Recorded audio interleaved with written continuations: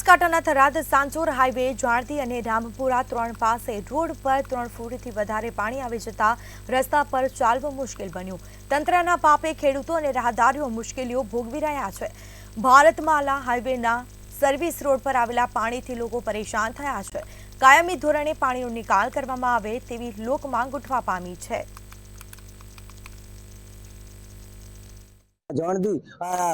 છેલ્લા ગઈ સાલે વરસાદને લીધે અમારા પાકને નુકસાન થયું હતું। ભારતમાળા રોડે ગટર લાઈન ભરાઈ ગઈ।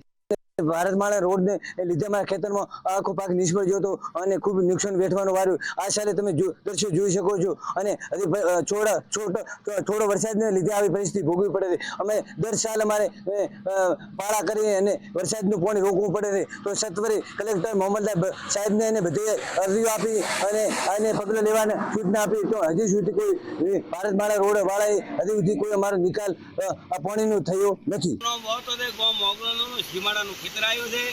ભારતમાળા રોડ નીકળ્યો ને એની સાઈડમાં સર્વિસ રોડ આવ્યો છે, એની બાજુમાં મારો રૈતરો આવ્યો છે।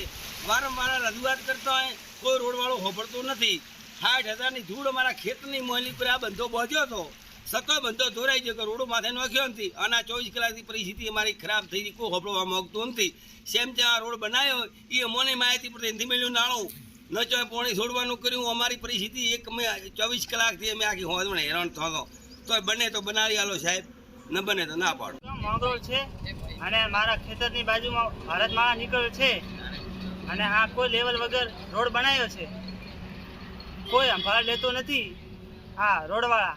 એટલે મેં આ બંધો બંધાયો હતો એ કોઈ મારે ફેલ ગયો છે, પાણી મારા ખેતરમાં ઘૂસી ગયું છે, કોઈ સંભાળ લેતો નથી। કર્મચારીઓને બેદરકારીને કારણે અત્યારે રોડ ઉપર પણ 3-4 ફૂટ પાણી પડ્યું છે ને એમના બાજુની અંદર રહીત્રો આખી નાઇટના બેઠા થોડા વરસાદને કારણે આખી નાઇટના બેઠા આખો પરિવાર ઉજાગરા ભોગવી રહ્યો છે અને કોઈ પણ આ પાણીનો નિકાલ સરકાર કરતી નથી। કાયદેસર આવા જે જગ્યા ઝાંક છે અને પાણીની ડૂબે થઈને 4-4 ફૂટ 5-5 ફૂટ રસ્તો પણ ઊંચો લેવાની જરૂર છે। અને આ વસ્તીને અત્યારે કઈ જગ્યાએ જવું, હવે એમને અત્યારે એવી પરિસ્થિતિ વીક છે કે મોટી ગાડી હેડે તો બંધપાળા તૂટે ઘર ડૂબે જાય।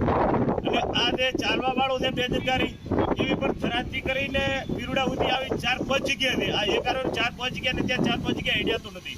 વિસ્તારમાં ગઈકાલે જે બીજા વરસાદની ધમાકેદાર રીએન્ટ્રી થઈ ચૂકી છે ત્યારે થરાદ તાલુકામાં અનેક જગ્યાએ પાણી ભરાયા છે। ત્યારે અત્યારે જે થરાદમાંથી પસાર થતા ભારતમાળા રોડ પર અત્યારે જાણતી પાસે સર્વિસ રોડમાંથી પાણી ભરાયા છે, લગભગ 2 થી 3 ફૂટ પાણી ભરાયા છે। આપણે જે દ્રશ્યો બતાવ્યા છે અહીંયા નાના સાધનોને ચાલવામાં તકલીફ પડી રહી છે, રાહદારીઓને ચાલવામાં પણ તકલીફ પડી રહી છે। કંઈક ને કંઈક જે ટ્રેક્ટરો છે, જે નાની સાધનો છે તે બંધ પડવા પામ્યા છે। કંઈક ને કંઈક અહીંના લોકોનું કહેવું એવું છે કે ભાઈ એના અધિકારીઓ દ્વારા એના કોન્ટ્રાક્ટરોની બેદરકારીથી લેવલ વગરનું કામ કરવામાં આવ્યું છે અને કંઈક ને કંઈક એમની મિલી ભગતથી અહીંયા કામ કરવામાં આવ્યું છે। તો સ્થાનિકોનો, રાહદારીઓનો અને બાજુમાં રહેતા ખેડૂતોને એક જ કહેવું છે કે અમારો જે આજુબાજુમાં આવતા ખેતરોને પણ આ પાણી કંઈક ને ક્યાંક નુકસાન કરવા પાત્ર છે। તો રાહદારીઓનો અને ખેડૂતોને એવું જ કહેવું છે કે ભાઈ અમારી આ લેવલનું ફરીથી લેવલ વાળું કામ કરવામાં આવે અને સરકાર પાસે એક જ વિનંતી છે કે ભાઈ જ્યારે ત્યારે જે એજન્સી જે છે એથી નીકળી જશે તો અમારો પછી કોણ? ભરતસિંહ રાજપૂત, મંદિર ન્યૂઝ, બનાસકાંઠા।